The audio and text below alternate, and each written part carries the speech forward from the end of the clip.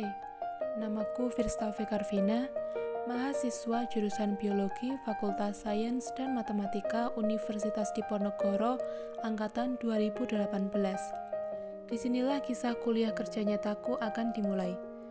Seperti periode sebelumnya, KKN periode 2 tahun 2021 ini bertajuk KKN Pulang Kampung dengan tema optimalisasi sumber daya di tengah pandemi COVID-19 untuk menyongsong Sustainable Development Goals.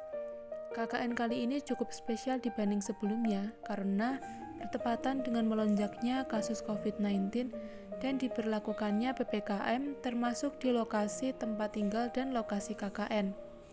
Sehingga kegiatan KKN ini harus dimaksimalkan dilakukan secara online. Namun, hal tersebut tidak menyurutkan semangat mengabdi kepada masyarakat. KKN kali ini juga bekerja sama dengan Bapeda Kabupaten Wonogiri dalam program Innovation Government Award 2021.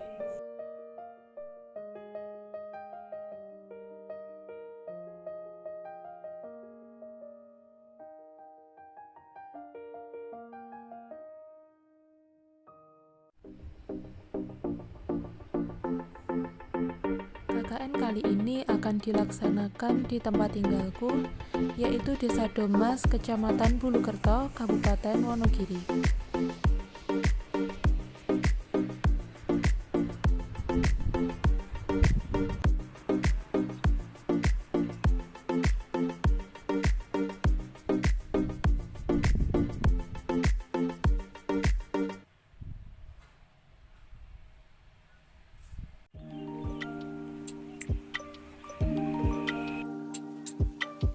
Desa Domas adalah salah satu desa di Kecamatan Bulukerto yang terdiri dari 4 dusun, yaitu Dusun Kanti, Dusun Duet, Dusun Watu Ploso, dan Dusun Pondok. Desa Domas memiliki penduduk sebanyak 2.912 jiwa dengan 51% laki-laki dan 49% perempuan, di mana 70% dari total penduduk merupakan usia produktif. Dari cerita asal-usul Desa Domas, diceritakan bahwa pada suatu hari ada seorang petani yang sedang mencangkul di suatu tempat dan menemukan sebatang emas. Dari informasi itu, kemudian tersebar ke seluruh wilayah lingkungan tersebut. Banyak orang yang berbondong-bondong menuju tempat tersebut untuk mencari emas. Kemudian banyak orang-orang yang menamakan tempat tersebut dengan nama Kedung Emas yang artinya tempat atau gudang pusat emas.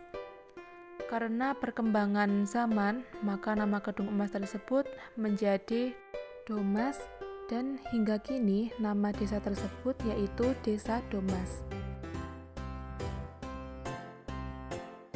Desa Domas memiliki fasilitas pendidikan yaitu SD Domas 1, SD Domas 2,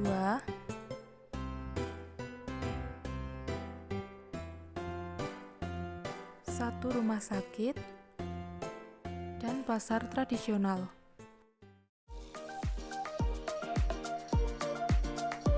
Program kerja pertama KKN ini yaitu pengenalan pembuatan sabun kertas. Kondisi pandemi mengharuskan masyarakat untuk selalu menerapkan prokes, terutama ketika beraktivitas di luar rumah. Salah satu prokes yang penting dilakukan pada saat pandemi yaitu selalu mencuci tangan dengan sabun.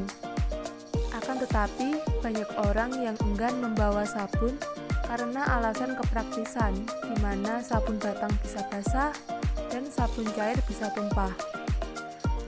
Padahal penggunaan sabun untuk membersihkan tangan lebih dianjurkan oleh pemerintah. Selain itu, dari penelitian Kodita et al. Tahun 2019, penggunaan sabun dapat membunuh kuman 2 kali lebih baik dibandingkan dengan hand sanitizer. Selain itu, penggunaan hand sanitizer dapat menyebabkan iritasi pada kulit pada sebagian orang, karena kadar alkohol yang efektif untuk membunuh kuman cukup tinggi. Oleh karena itu, dibuatlah edukasi pembuatan sabun kertas dengan bahan murah dan mudah yang dapat dibuat sendiri oleh masyarakat yang disampaikan dengan media video. Selain itu, media edukasi juga menggunakan poster dengan tujuan agar memudahkan masyarakat untuk mempelajarinya.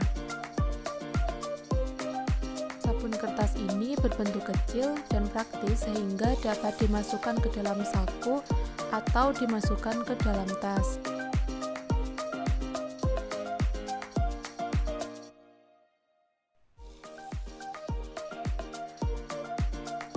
Untuk program kerja kedua, yaitu pengenalan pemanfaatan sampah dapur menjadi larutan MOL. Pembuatan program ini dilatar belakangi dengan melihat potensi masyarakat Desa Domas yang sebagian besar bermata pencaharian sebagai petani, pekebun, atau sekedar memelihara tanaman hias. Di samping itu, terdapat salah satu permasalahan yang belum diselesaikan di Desa Domas, yaitu sampah dapur yang belum dimanfaatkan dan kebanyakan hanya dibuang begitu saja oleh masyarakat. Hal ini mendorong pembuatan program kerja pemanfaatan sampah dapur menjadi larutan MOL. Dalam program ini, dilakukan edukasi proses pembuatan larutan MOL dari sampah dapur sampai dengan cara pengaplikasiannya dengan menggunakan media video. Larutan MOL dibuat dengan proses fermentasi mikroba dari sampah dapur, misalnya dari nasi basi yang busuk, kemudian dari sayur busuk, dan lain-lain sebagai sumber mikroba. Selain itu juga terdapat air cucian beras atau kulit pisang dan kulit buah lainnya yang dapat digunakan sebagai sumber karbohidrat bagi mikroba dalam proses fermentasi. Larutan MOL yang dibuat dari sampah dapur ini dapat dimanfaatkan oleh masyarakat sebagai pupuk hayati, pestisida alami, dan aktivator kompos. Cara pembuatan, alat, dan bahan yang digunakan juga sangat sederhana dan mudah ditemukan, sehingga nantinya masyarakat dapat mempraktikkan pembuatan larutan MOL dan mampu memanfaatkan sampah dapur mereka menjadi sesuatu yang bermanfaat. Selain edukasi dengan menggunakan media video, juga dibuat poster cara pembuatan larutan MOL untuk memudahkan pemahaman masyarakat dan tentunya memudahkan masyarakat dalam mempraktikkan pembuatan larutan MOL ini.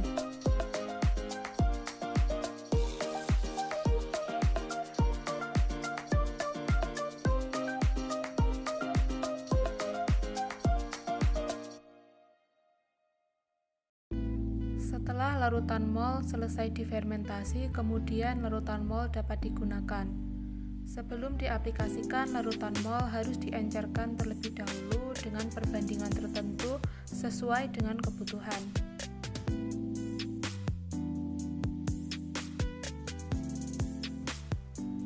Larutan MOL dapat digunakan sebagai pupuk,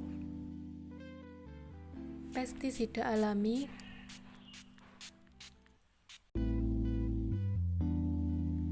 dan dapat digunakan sebagai aktivator kompos.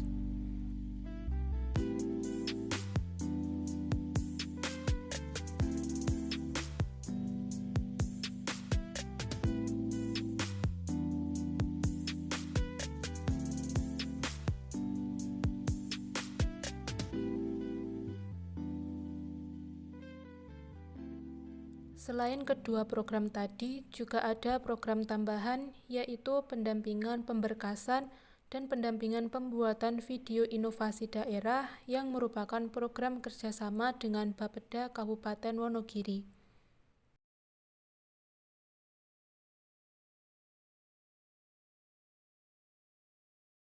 Saya sudah coba membuat sabun kertas dan ini sangat praktis untuk dibawa kemana-mana. Menurut saya, video pembuatan larutan MOL sangat bermanfaat. Sebelumnya, sampah dapur saya hanya dibuang, sekarang sudah bisa dimanfaatkan menjadi pupuk.